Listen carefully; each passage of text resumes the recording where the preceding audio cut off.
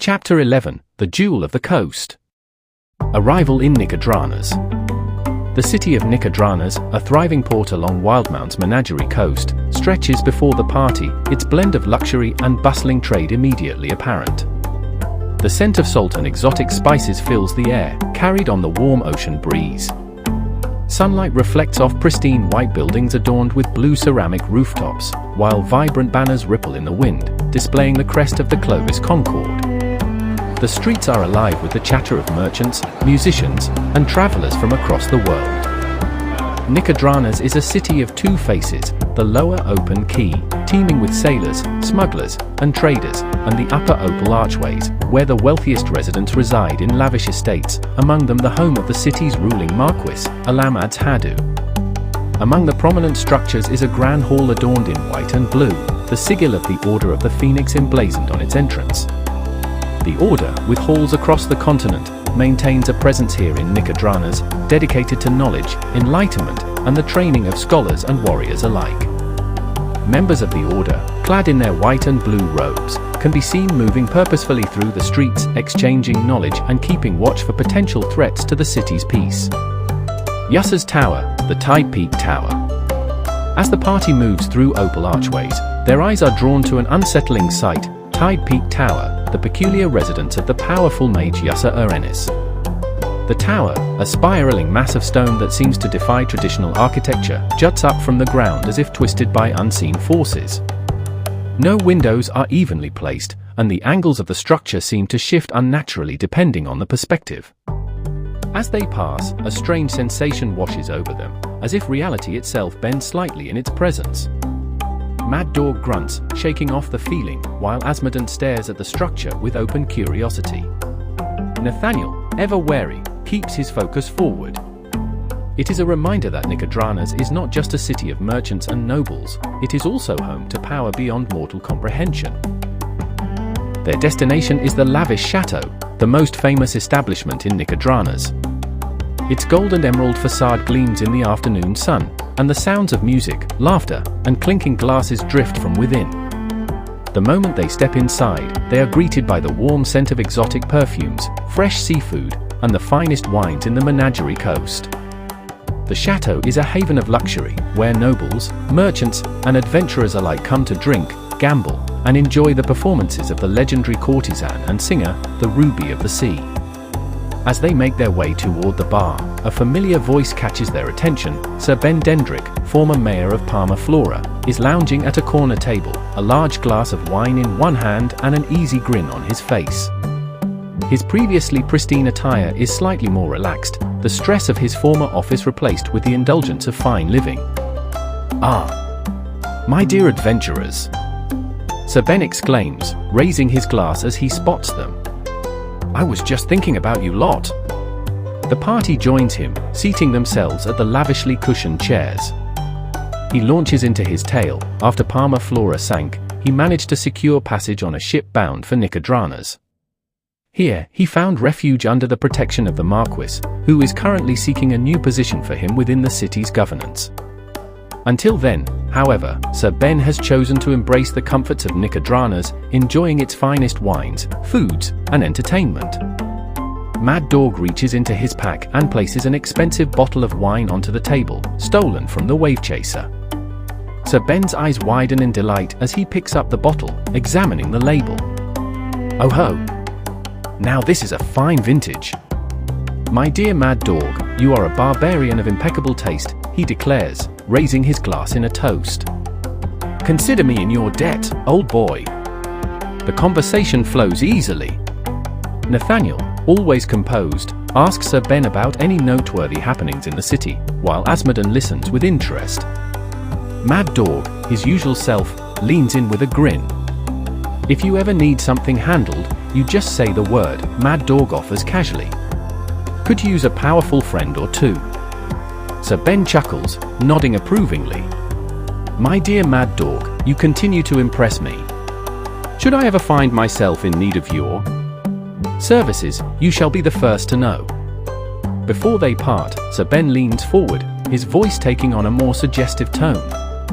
Now, I would be remiss if I didn't offer some friendly advice. If you have not yet seen the Ruby of the Sea perform, you simply must return for an evening show.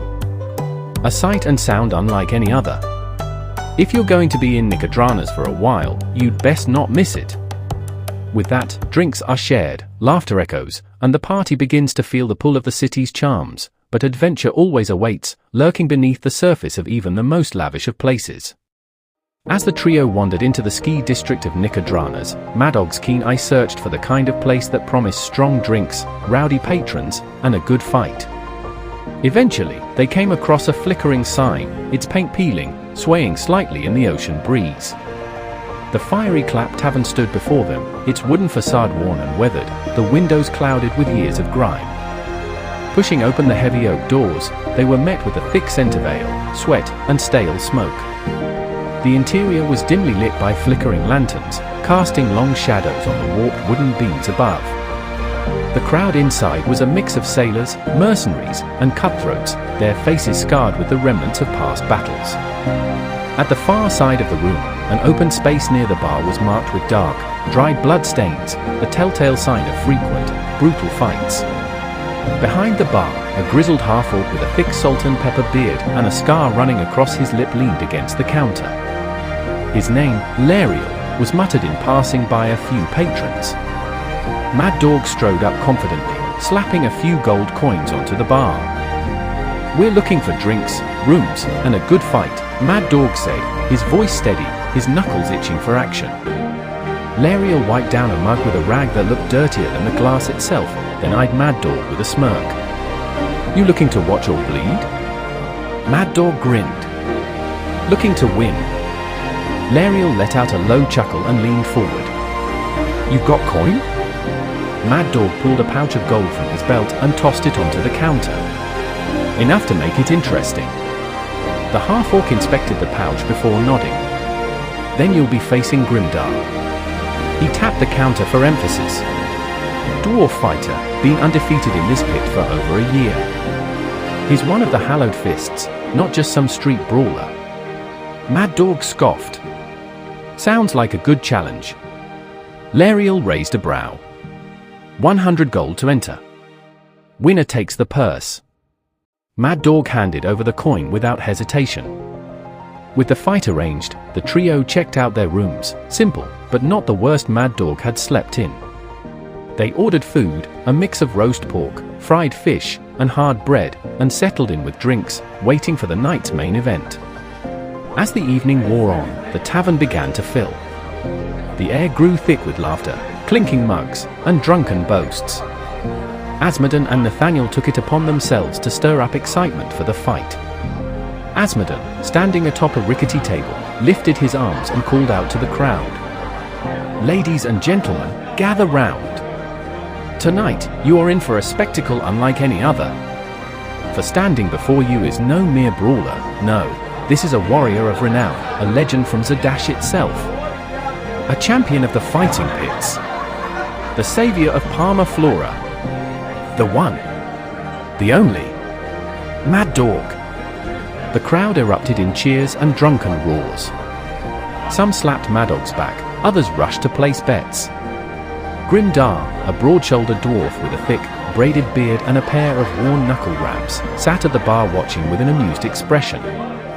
He let out a gravelly laugh, drained his mug, and stood up. All right, enough talk. Let's get this going." The tavern floor cleared instantly, the patrons forming a loose ring around the fighting area.